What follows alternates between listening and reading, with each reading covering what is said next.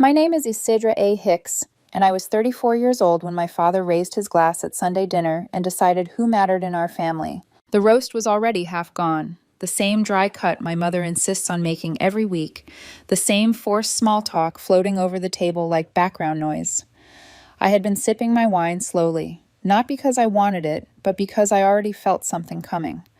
My mom had been acting strange all afternoon, fluttering around the kitchen like we were expecting royalty instead of just another version of the same meal, the same roles, the same quiet expectations. Rachel sat across from me, posture loose, plate barely touched, her nails freshly done. She had given another vague update about her job search earlier, something about circling back and waiting to hear. The same phrases she'd been recycling for years. No one challenged it. No one ever did. My dad stood up halfway through the meal. He does this thing where he imagines himself as some kind of wise patriarch, delivering heartfelt speeches like we're all characters in a made-for-TV movie. He cleared his throat, raised his glass, and looked directly at Rachel. "To your sister," he said, pausing for effect, "our true provider." I blinked. I actually looked around the table, half expecting another sister to materialize. Rachel smiled slowly, like she'd just been handed something she'd been owed. My mom dabbed at the corner of her mouth with a napkin, eyes shining, like this was a proud moment. I looked back at Rachel's plate, then at her hands, then at the memory of my bank app, lighting up over the years, with charges that weren't mine. I set my fork down carefully and smiled. "Great," I said. "Then she can provide for herself this month. My part ends today." The table went silent. Rachel's mouth fell open. I think she expected me to laugh afterward, like I was joking. I wasn't. My mom leaned in and whispered, "Don't make a scene." "I'm not," I said, standing up. "I'm making an exit." I picked up my bag and walked out without looking back. I heard the scrape of a chair behind me, but no one followed. That was when I knew I'd shocked them into silence, which for my family is rare. What they didn't say at that dinner mattered more than what they did. Rachel hasn't had a real job in 5 years. Not since college. Everything she's tried lasts 3 months at most, but she's never short on cash. Rent, groceries, car payments, trips, emergencies that somehow never end. At first it was just stepping in. Then it became expected. My parents helped, sure, but barely. Their version of helping was calling me and asking if I could just handle this one thing. What hurt wasn't the money. It was the lie they all agreed to live inside, that Rachel was trying, that she was in a tough season, that the world just hadn't recognized her yet. Rachel didn't want to work. She wanted to be adored for doing nothing, and she was getting exactly that with interest. That night, I sat alone in my apartment replaying the last few years. Canceled vacations, unexpected transfers, home repairs that turned into credit card bailouts, her flight to Tulum last summer, the mattress she raved about, all mine. I had let it happen because I thought it made me responsible, dependable, good. That toast shattered that illusion. The next morning I got to work. I wasn't angry. I was efficient. I transferred the lease on Rachel's apartment into her name, or tried to. She didn't qualify. That's why I'd co-signed. So instead I submitted a move-out notice and scheduled a final inspection. 30 days. Then I canceled the utilities. All of them. Water, electric, Wi-Fi, gone. I blocked every unfamiliar auto payment. Turns out Rachel was still using my Amazon Prime, Uber Eats, even my Spotify family plan. She noticed fast. "Hey, something's wrong with the power," she texted. I didn't answer. 3 hours later, "Did you cancel the internet? What the hell?" Still nothing. That night, my mom called twice. I watched the phone ring and go quiet. By the end of the week, my silence was louder than anything I could have said. But I was just getting started. Rachel didn't reach out again after the power went out. Not directly, anyway. Instead, she pivoted the way she always did when reality pressed too close. She went public. Her Instagram stories turned into black screens with white text, vague enough to dodge accountability, but specific enough to bait sympathy. Some people only love you when you're useful. Growth hurts. Betrayal comes from those closest to you. I watched them without reacting, letting her warm up the audience before the performance really started. My parents escalated in their own way. Mom left a voicemail pretending nothing was wrong, asking if I was coming to church on Sunday, as if I was going to slide into the pew beside her and nod along like we hadn't just detonated years of silence. The next day she called again, this time crying, real sobs, saying I was tearing the family apart, that Rachel was fragile, that this wasn't who I was. I didn't pick up. I knew the script too well to confuse emotion with accountability. Dad tried logic, or at least his version of it. He sent a long email laid out like a proposal, bullet points and all, outlining the unseen ways Rachel contributed to the family. Emotional value, creative energy, inspiration. He used phrases like non-monetary contributions, written with absolute seriousness, as if belief alone could pay rent. Reading it felt like peeking behind the curtain of a shared delusion. They truly believed she was a provider because she gave them a reason to keep hoping she'd change. That belief didn't start in adulthood. It was baked into us early. When I brought home straight A's, they said I was responsible. When Rachel half finished an art project, they said she was gifted. When I bought my first car, they warned me not to rub it in. When Rachel totaled hers, they said she was going through a rough time. The pattern didn't evolve as we grew up. It just got more expensive. A week after the dinner, Rachel finally texted again. This time soft and careful. Hey, I know you're upset, but can we talk? I didn't answer. An hour later, I don't know what I did to deserve this. That one made me laugh. I almost typed out a list. Instead, I made another call. The storage unit. It was under my name. I'd paid the deposit and monthly fee for nearly 2 years. It held her art supplies, mostly unopened paint sets, and half-broken furniture she claimed she was refurbishing. I shut it down and told them to dispose of whatever remained if she didn't retrieve it within a week. 3 days later, she showed up at my building, unannounced, buzzed the intercom over and over like volume alone could force compliance. I didn't let her in. I watched from my window as she paced, yelled into her phone, probably calling our parents, and finally stormed off. That night, Mom called again. I let it ring. Then she texted, "You're being cruel. Family is everything." I stared at the message for a long time, then replied, "Then you and Dad can start treating Rachel like family, not a fragile little queen who needs constant tribute. I'm out for real this time." She didn't respond. A few days later, Rachel's landlord called me. Apparently, she hadn't been paying her half of the rent, the half I'd been covering. He mentioned eviction. I gave him a simple answer. Not my problem. Saying it out loud felt like breathing fresh air after years in a sealed room. By week 3, everything started caving in, not for me, but for them. Rachel went quiet. No texts, no calls, no dramatic apologies. That's how I knew she was spiraling. She only disappeared when she was too embarrassed to ask directly or when she was busy rewriting the story so she could survive it. Meanwhile, Mom went on a quiet campaign, calling extended family, friends, anyone who would listen. She framed it like I was under stress at work, that I wasn't myself, that I'd always been intense. The irony of blaming the same career they'd relied on for years wasn't lost on me. My cousin Jenna sent a screenshot of a Facebook post Mom made, a picture of Rachel in their backyard holding tea with a caption about keeping your children close no matter what. I didn't react. I was done writing footnotes for my boundaries. That same week, I got an email from a property management company. Rachel had listed me as a reference for a rental application. They asked for employment verification and income confirmation. I replied honestly, I can't verify anything. She's not employed, and I'm not financially connected to her. She didn't get the place. That's when the spiral went fully public. Rachel posted a 7-slide Instagram story, black background, white text, about trusting the wrong people and being forced to rebuild from the ground up after betrayal. Slide 5 framed financial consequences as emotional abuse. I almost admired the precision. What really pushed things forward was the car, the one she'd been using indefinitely, technically Dad's second car.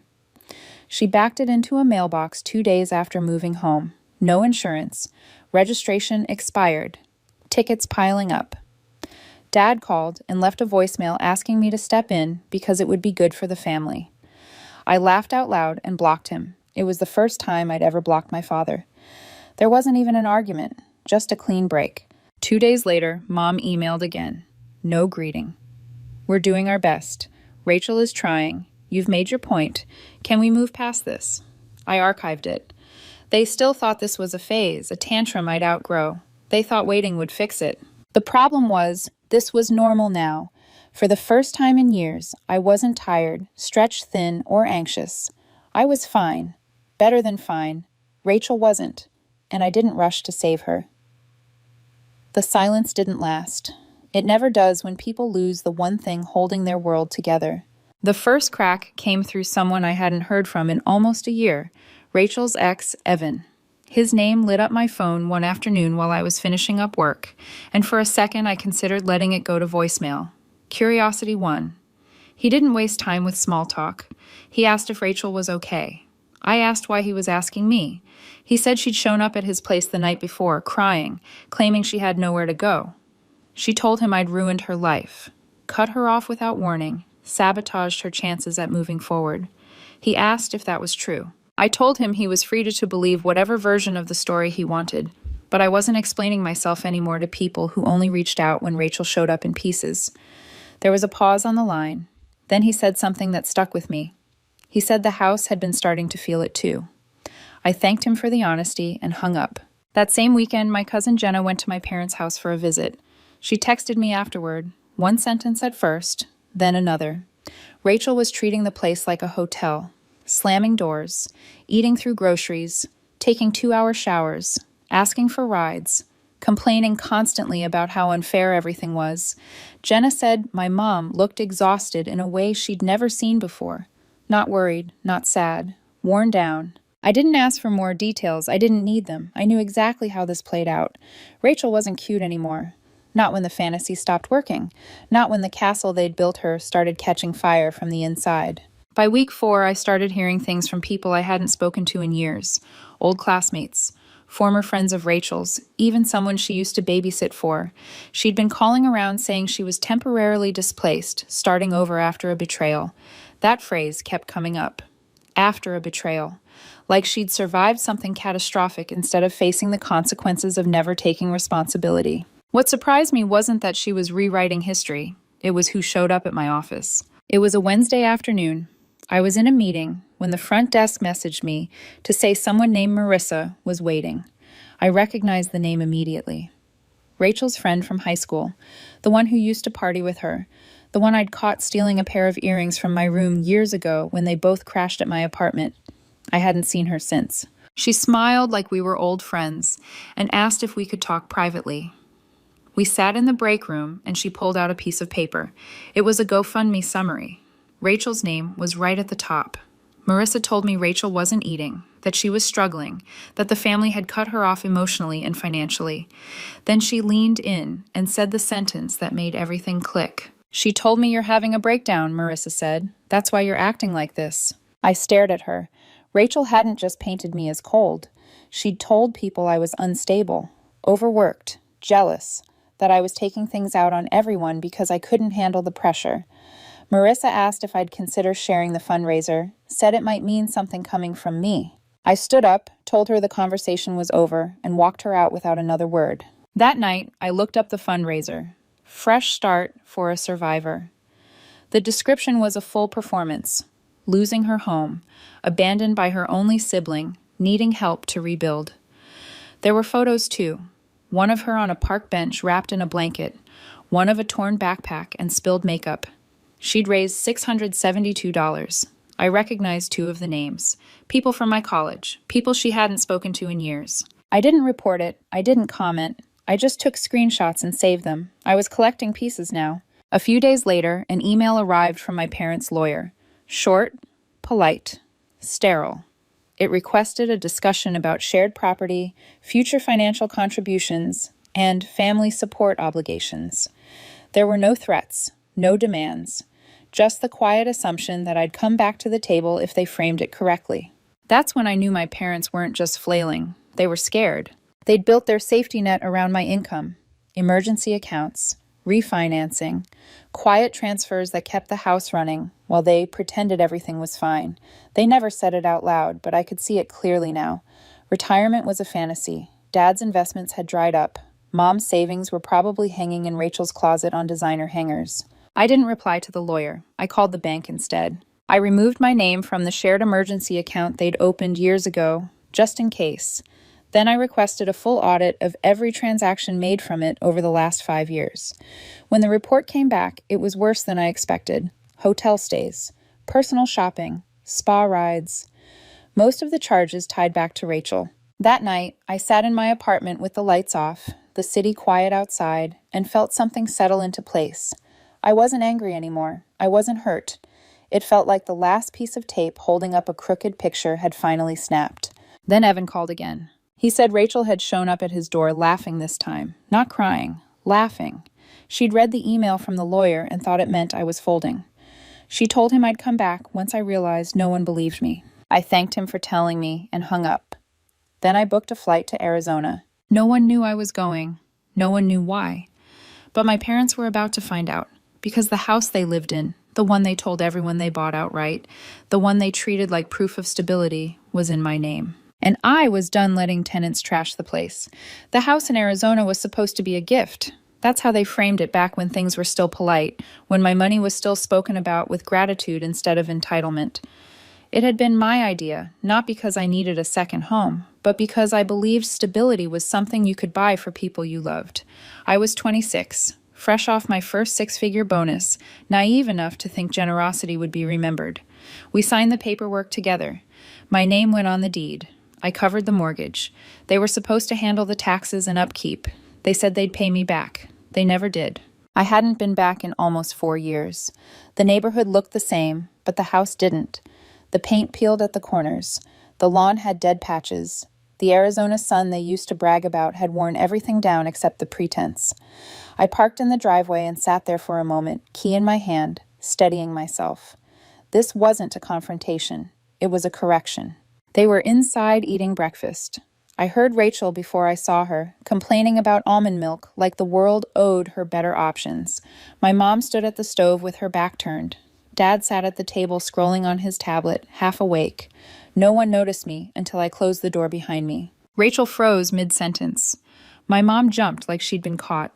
Dad stood slowly, mug still in his hand, suddenly smaller than I remembered. I set the folder down on the counter. Deed, payment logs, dates. Every transfer, every missed reimbursement, every quiet rescue laid out in black and white. This isn't a conversation, I said. This isn't a negotiation. My mom started crying immediately, the familiar sound that used to stop everything. Dad asked if this was a joke. Rachel laughed, actually laughed, and said I wouldn't do it. I told them they had 30 days to vacate the property. Formal notice would come through the mail. Locks would be changed on day 31, whether they were ready or not. Rachel slammed her spoon into the sink and stormed down the hall like a teenager, door rattling shut. My mom whispered something about family. I didn't listen. I handed my dad the paperwork and walked out. No threats, no shouting, just facts. I slept on the flight home like a child. The messages exploded after that. My mom alternated between begging and rage. Dad sent long paragraphs that read like speeches, heavy on history and light on accountability. Rachel posted a video titled, "When Your Own Blood Betrays You," thumbnail frozen on her crying face. I didn't watch it. Someone tagged me anyway. I didn't respond. 10 days before the move-out deadline, the property manager called. Rachel had tried to claim tenant rights. She didn't have them. Her name had never been on anything. She threatened to call the police. I told him to let her. Everything was legal. Friends started forwarding me screenshots. Rachel was telling people I was committing elder abuse, leaving our parents homeless, planning legal action. I laughed and forwarded it all to my attorney. That night, Rachel texted me one line. "You win. Hope it was worth it." It was. By the time the lockbox went up, they were gone. Movers came. I didn't ask where they went. I donated the junk. The fake plants, the cracked dishes, the ceramic angel my mom kept by the sink, all of it gone. The house was mine again, clean and quiet, ready to become what it should have been from the start, an asset, not a shrine to denial.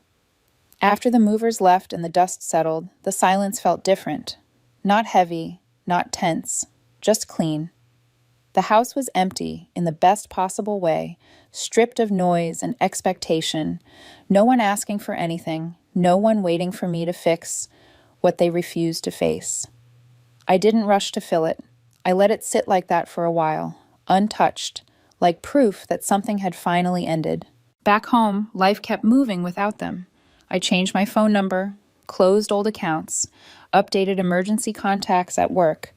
I removed every login that still tied us together, streaming services, shared emails, even the airline account we'd all used for years. Each small cut felt less dramatic than I expected, more like housekeeping. Clearing out a space you've outgrown. My parents landed in a guest room at my dad's cousin's house. One bathroom, no cable. My aunt told me my mom had gone quiet, which was her version of miserable. Dad picked up part-time work at a local shop. They told people they were restructuring finances. I let them keep the lie. I didn't need the truth to be public to feel real. Rachel didn't disappear. She just shifted hosts. A cousin sent me a screenshot of her latest story, a grainy mirror. Selfie captioned, "Starting from scratch." Never scared me. She'd moved in with a guy she met at a bar, someone with a neck tattoo and a skateboard leaning against the wall in the background. I didn't flinch. She wasn't rebuilding. She was hiding, jumping from one enabler to the next, the way she always had. Weeks passed, then months. No surprise letters, no apologies disguised as wisdom, no attempts to pull me back in. The quiet held. The last message I ever got from my mother came on a Thursday evening.